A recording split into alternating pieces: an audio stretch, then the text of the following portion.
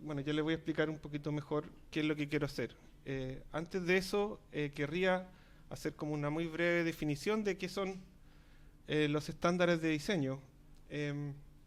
bueno, los estándares han demostrado ser un mecanismo sumamente efectivo para normar lo que podría entenderse como vivienda básica, sabiendo que cuando uno se refiere a vivienda básica no necesariamente apunta a la parte más baja, ¿cierto?, del sistema de provisión de vivienda, sino que eventualmente también considera un rango de soluciones, como por ejemplo sucede en el mismo caso de Chile, ¿cierto?, a través del sistema de subsidios, donde contempla desde los grupos vulnerables hasta los grupos medios. Y entendiendo que en otros países eh, tienen otros matices, pero en fin. Y con esa, perdón, y el objetivo último de los estándares es, a través de una serie de condicionantes de diseño, es buscar establecer un umbral, digamos, sobre el cual es posible garantizar una vivienda de calidad o, digamos,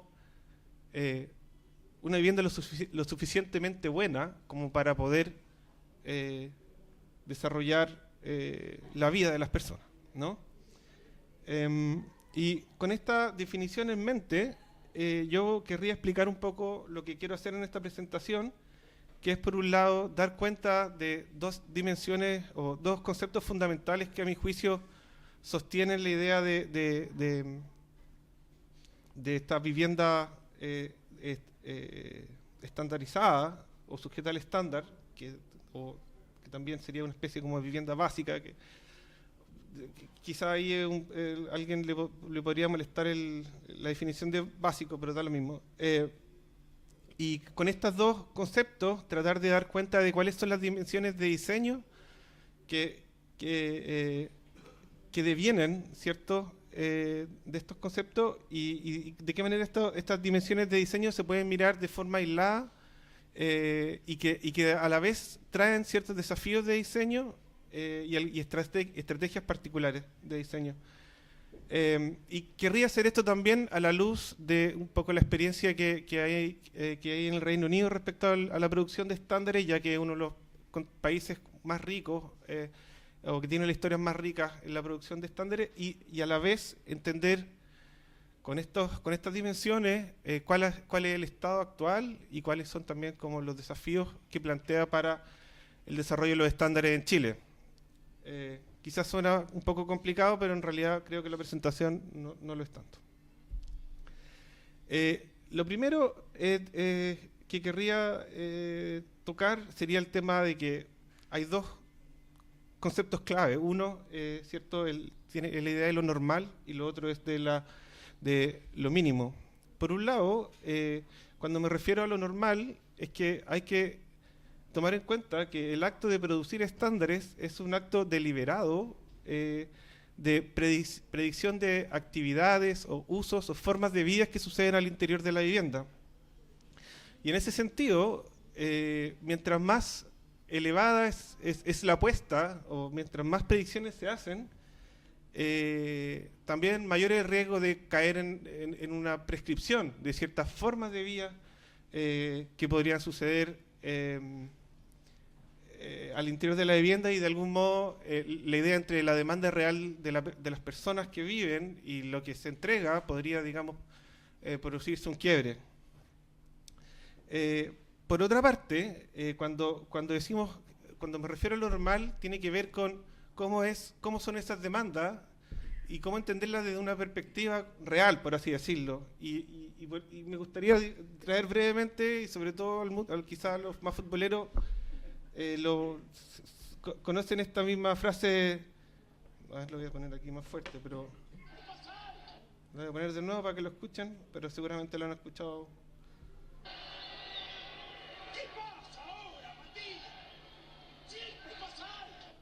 Bueno, y de algún modo Bielsa se exasperaba mucho pensando en que este fútbol tan perfecto o tan sistematizado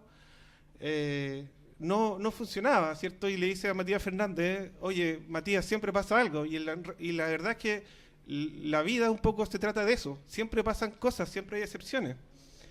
Y a propósito de eso, quiero traer a colación la idea de una propuesta sobre este idea de lo normal por Georges Canguilhem, que dice que una de las principales condiciones de la vida es que su curso no está determinado por una secuencia mecánica e ideal de episodios, sino por excepciones que informan la noción de lo normal. Es decir, la vida no es una concatenación estable de acontecimientos, sino que está en constante lucha y negociación con los límites de las normas. De algún modo también lo que uno podría concluir de esto es que finalmente esta cosa tan científica o tan mecánica que uno esperaría como del proceso de producción de estándares debería, de algún modo, el desafío es absorber la idea de lo normal como un rango, ¿no? Y por otro lado, quisiera referirme al concepto de lo mínimo. Hay no sé si era arquitecto en realidad, pero al menos un pensador muy importante relacionado al mundo de la arquitectura de los años de la época 1920, siglo pasado. Karel Teige escribe un libro que se llama The Minimum Dwelling, o la vivienda mínima, y desarrolla esta idea de este minimax dwelling concept, que por un lado la vivienda esta vivienda básica, que se le podría llamar, está obligada a un alto grado de eficiencia y funcionalidad, pero al mismo tiempo tiene que ser capaz de absorber y permitir la vida misma, ¿cierto?, adentro de la vivienda. Y él distingue entre dos formas de mínimo, y esto me parece como sumamente sustantivo. Dice que hay una forma de entenderlo, y es una perspectiva puramente cuantitativa, por así decirlo, que él le llama minimum moriendi, que es una idea de lo mínimo en función de la idea de alojamiento, hospedaje, que en el fondo tiene que ver con la regeneración de las energías biológicas y meramente funcionales. Y por otro lado, dice que en realidad el desafío de la vivienda mínima es esta idea de minimum vivendi, que tiene que ver con morar, con habitar, que de algún modo es un desafío socioexistencial, y el balance entre estos aspectos cuantitativos y cualitativos es un desafío mayor. En paralelo a esto, y también como para que teniendo estos dos conceptos también en mente, quisiera muy brevemente hacer un breve resumen de cómo también se ha desarrollado los estándares de diseño en Chile, de algún modo pasando de esta idea como del minimum moriendi con el desafío hacia esta idea de como minimum vivendi, que denomina Teige. Y digamos que por primera vez en la historia el diseño se estandariza como tal en el año 84 en adelante con este cuadro normativo, y de ahí en adelante es muy interesante ver de que hay una correlación directa entre la forma en cómo se producen los estándares y también las tipologías resultantes. Entendiendo que esto para no alargarme, pero de algún modo la provisión de vivienda en función de la producción de estándares parte de la base de que el Estado tiene que entregar lo mínimo y son los individuos que tienen que hacer todo el esfuerzo para completar de algún modo esta idea o la subsidiariedad a la chilena, ¿cierto? De alcanzar, es el esfuerzo de las personas que le permite alcanzar un estándar suficiente. Y partimos, ¿cierto?, con esta idea de la vivienda progresiva, primero los primeros experimentos fueron, ¿cierto?, viviendas, el 9x18, después pasamos a esta idea de vivienda en hilera, después vienen los blocks en los 90 y vemos que hay también un incremento en el tamaño, entendiendo que además los estándares se entienden de una manera puramente cuantitativa, además, ¿no? Y solamente para efectos de tamaño. En el año 2003 se crea un nuevo cuadro normativo. Esto coincide también justo con lo que sucede con Elemental, y además aparece la idea del tercer dormitorio y entra de forma definitiva a este cuadro normativo, ¿no? Que obliga a que finalmente los estándares producen una casa completa, por así decirlo. Y después, más recientemente, el año 2005, tenemos el cuadro del DS número 1, ¿ya? Que está enfocado en general a los grupos medios, y su resultante típica es la torre. Y por otro lado, tenemos el DS49, que por un lado sabemos que están las casas, ¿cierto? Y, digamos, edificios de mediana altura, y que en paralelo también sucede al mismo tiempo, aparece el DS19, que es la mezcla entre estos dos, estos dos cuadros, ¿no? Ya voy a explicar en detalle cómo funciona cada una de las dimensiones de diseño que están contenidas en estas cosas, para no alargarme acá. Entonces, ¿qué análisis crítico se puede hacer de los estándares y de qué manera enfrentar su producción para el diseño habitacional en el futuro? Bueno, como les comentaba, son 5 dimensiones sobre las cuales querría hablar. Sin duda que podrían haber más, pero digamos que lo voy a dejar hasta acá solamente. Y el primero tiene que ver con el programa y cómo esto tiene un correlato directo con la idea de composición o grupo familiar. En 1851, Henry Roberts en Inglaterra produce un libro de con una serie de ejemplos que buscan de algún modo normalizar la idea de familia, y no solamente en términos de un programa en específico, que en este caso es algo que pareciera muy obvio, que es el 3 dormitorios, 2 baños, living, comedor, cocina, y que no solamente el programa en sí mismo, sino cómo está construido este programa, qué diferenciación espacial hay, qué tamaños tiene, qué jerarquías tiene, y de algún modo cómo eso podía producir una normalización dentro de la sociedad para fortalecer la idea como de la familia nuclear. Y lo paradójico es que cuando uno mira los cuadros normativos actuales, de hecho el DS49, que es el más reciente, la paradoja es que insiste exactamente en ese mismo modelo, o sea, en ese diagrama social sumamente rígido, por así decirlo, que no solamente define un programa, sino que sus relaciones y cómo son las relaciones entre las partes. Dicho de otra manera, este cuadro es una casa, ¿ah? aunque no parezca serlo, aunque pareciera ser una serie de instancias individuales, en realidad la sumatoria de ellas son una casa, y no una casa, digamos, cualquiera, sino una casa con toda esta diferenciación espacial sumamente bien definida. Y sabemos que los desafíos y las demandas sociales de hoy en día ya no son necesariamente estas demandas propias del siglo XIX. Digamos, la sociedad ha ido avanzando y las demandas son múltiples, y digamos que no todos esperan una solución convencional. Y por otro lado, uno puede ver quizás esta planta que es como casi un paradigma, ¿cierto?, del mundo inmobiliario, que es la planta mariposa, con equivalencias, ¿cierto?, de recintos, donde que es altamente exitosa precisamente porque quizás no tiene esa carga prescriptiva respecto como la idea de grupo o composición familiar. La siguiente dimensión tiene que ver con la idea de usuario y cómo esta dimensión ha sido como motivo o ha permitido la cuantificación la cuantificación absoluta del interior doméstico. Estos son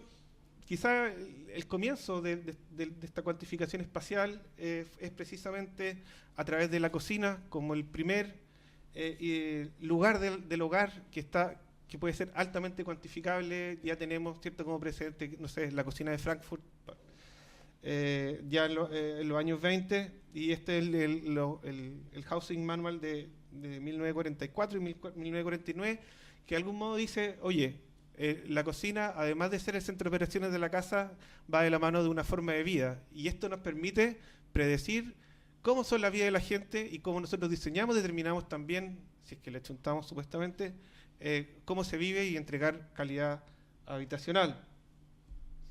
Por otro lado, si uno ve cómo funciona el tema de la cocina en los cuadros normativos actuales, sabemos de que es siempre la misma, es siempre fija, con relaciones, digamos, a pesar de que había un aumento sostenido en los tamaños de las cocinas, yo diría que, o sea, perdón, el aumento sostenido del tamaño de las viviendas en Chile, yo diría que la cocina es quizás la que ha crecido menos en función del resto de los otros recintos. Y la otra paradoja es que la cocina es como casi un elemento que se repite independiente de la demanda de las personas o del usuario, ¿cierto? Ya sea como, esto es un ejemplo de la inmobiliaria maestra, en el cual un dormitorio, dos dormitorios, tres dormitorios, la cocina sigue siendo la misma, sabiendo que, por ejemplo, lo comentaba el otro día con Pablo me contaba, bueno, en general, esta es una cocina que no permite poner un microondas, que los microondas se ponen arriba de los comedores, por ejemplo, qué sé yo. Y esto, si uno lo entiende a la luz de, por ejemplo, otro tipo de ejemplos de estandarización, hay el desafío, por un lado, sería cierto entenderlo desde un rango, ¿no? Y este rango ya no solamente responde a la cocina, sino que eventualmente para pensar, ¿cierto? Y cuantificar toda la vivienda, ¿cierto? Con todo su recinto, y eso obliga a la conjugación, por un lado, de una serie de mobiliarios, ¿cierto? Que incluso el mobiliario podría tener ciertos rangos. Y por otro lado, podrían predecirse una serie de usos, también en función de la cantidad de demanda que estos espacios tienen, desde una persona a 6 personas. Esta es la guía de diseño más reciente de Londres, aunque creo que salió una hace muy poquito, pero que no tiene este cuadro. Por otro lado, esta idea de cuantificación espacial, uno podría decir que termina de completarse desde que aparece el tema de la accesibilidad universal, donde ya todo es medible hasta su punto más extremo, ¿cierto? Que sin duda que genera el confort o las condiciones necesarias para las personas con movilidad reducida, pero también termina definiendo hasta cómo son las manillas de las puertas, ¿no? Y en ese sentido completa un proyecto, por así decirlo, que comienza durante el modernismo y yo diría que se termina recientemente. Otro aspecto del diseño tiene que ver con el tamaño. En el Reino Unido pasó algo muy interesante, de que una vez que termina la Segunda Guerra Mundial, se siguen existiendo unas cosas que se llaman housing manuals, donde los criterios de diseño y los estándares eran en función con ejemplos muy claros de diseño, los cuales eran de algún modo sumamente prescriptivos, ¿no? Y casi estilísticos, uno podría decir. Y sucede que en un minuto dicen, bueno, vamos a parar, digamos, de utilizar como el diseño como una cosa tan directa y vamos a entregar solamente espacio, ¿ya? Y por otro lado, más espacio para que haya más libertad y a la vez dando cuenta del desarrollo tecnológico de los años 60, que de algún modo se pensaba de que los electrodomésticos vienen a empezar a liberar a las personas de la carga de las actividades domésticas, para que de este modo otros aspectos de la vida del día a día tuvieran mucho más relevancia, que eran los que tenían que ver con la sociabilización. Y en esta intención de crear viviendas de mayor tamaño, el problema del almacenaje se enfrenta como tal precisamente para poder empezar a guardar todo este electrodoméstico que no iban a liberar de esta carga tan pesada. Ahora, si bien esto fue una política bastante exitosa y se construyó una buena parte de lo que es como el council housing en el Reino Unido. Esto tiene un peligro como conceptual, por así decirlo, en el cual la vivienda, que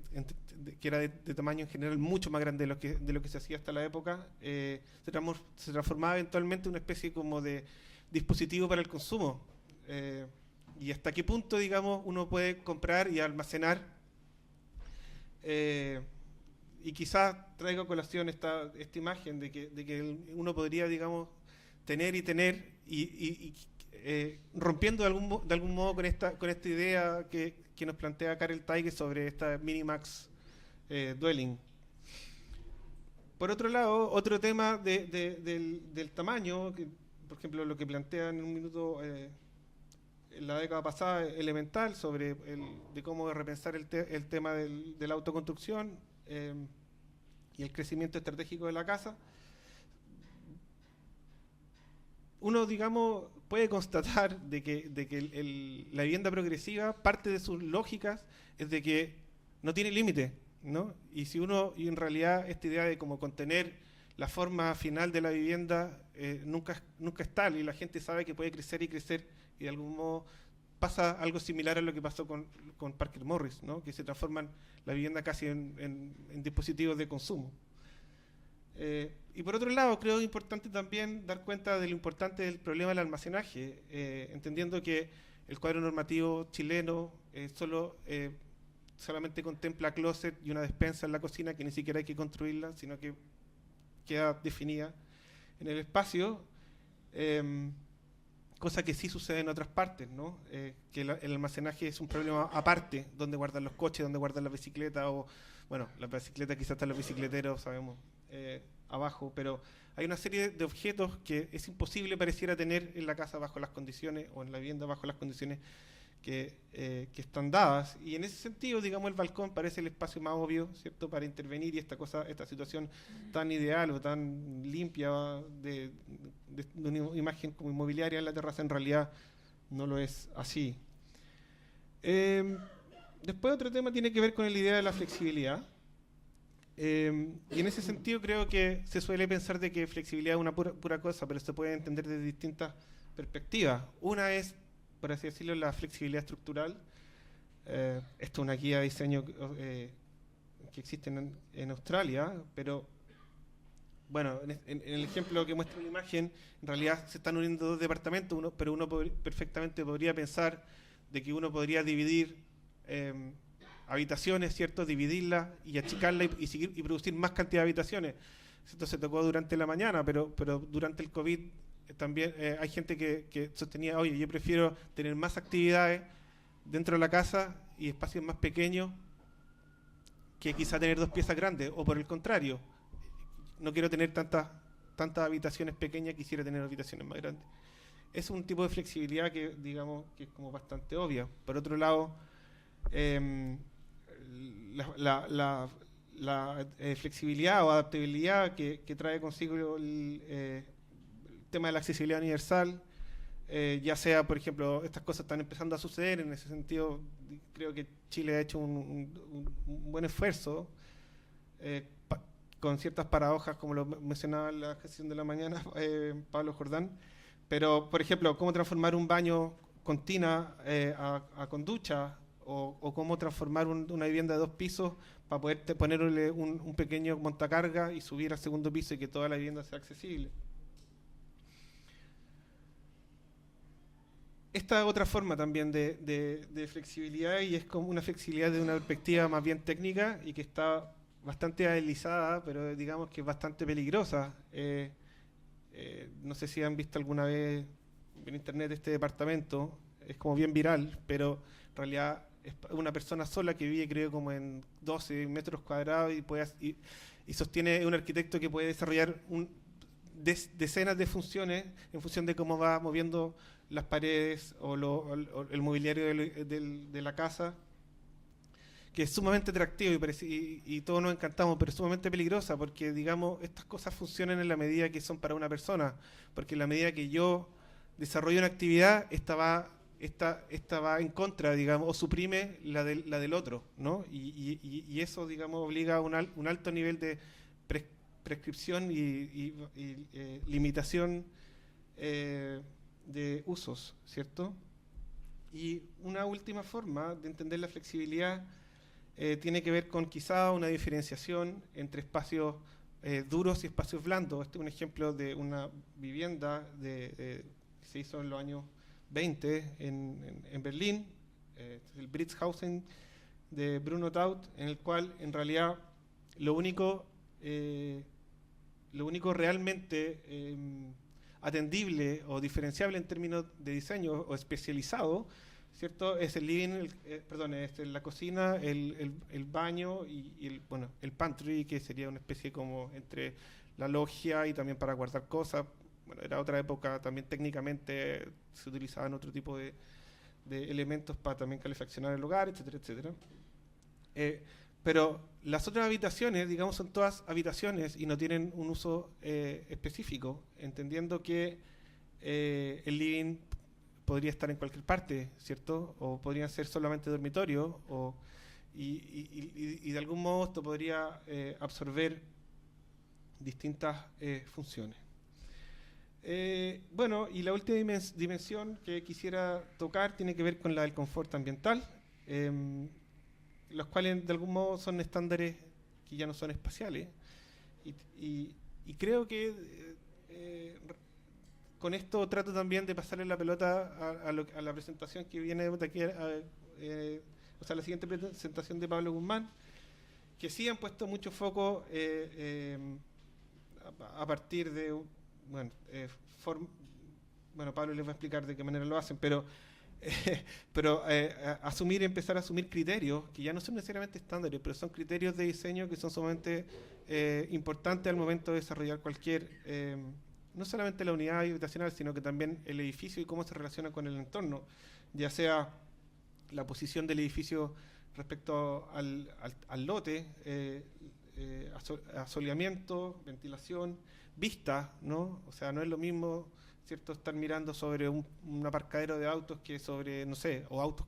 que tengan entre medio árboles, cosas muy... o dónde se pone el estacionamiento, en subterráneo, en el primer piso o en otros lugares. O también los temas de ventilación cruzada, ya sean doble orientación, triple orientación, incluso orientación simple, pero con estrategias particulares que permitan un mejor confort de la vivienda. Y finalmente, por ejemplo, esto que, como mencionaba hace un rato, cómo el tema de la accesibilidad universal también empieza a determinar problemas de diseño que están fuera de la unidad habitacional, y es cómo llegamos al departamento, ¿no? Y bueno, aquí, solamente para concluir brevemente, mi presentación, más que dar una receta, es tratar de abrir la conversación sobre qué problemas de diseño nos enfrentamos y cómo también, por un lado, podríamos elevar la calidad de la vivienda desde una serie de perspectivas, teniendo siempre en mente la dificultad de que la vivienda es necesariamente tiene que tener un componente funcional y otra parte entregar confort y calidad habitacional, lo cual es un desafío inmenso. Y por otro lado, también dar cuenta de toda esta de la diversidad social, por así decirlo, y nuevas formas de vida que ya no son las de esta familia nuclear, sino que pueden suceder tantas cosas en el hogar y pueden haber tantos tipos de composiciones. Eso, así que le paso la palabra al próximo invitado, Pablo Guzmán, el director de Ciudad Parque Bicentenario. Es un lujo tenerte aquí y nos interesa particularmente ver el caso de Ciudad Parque, ya que ha sido quizás el laboratorio más grande de prueba y error, por así decirlo, sobre cómo enfrentar la vivienda colectiva bajo el modelo de subsidios en Chile. Así que muchas gracias.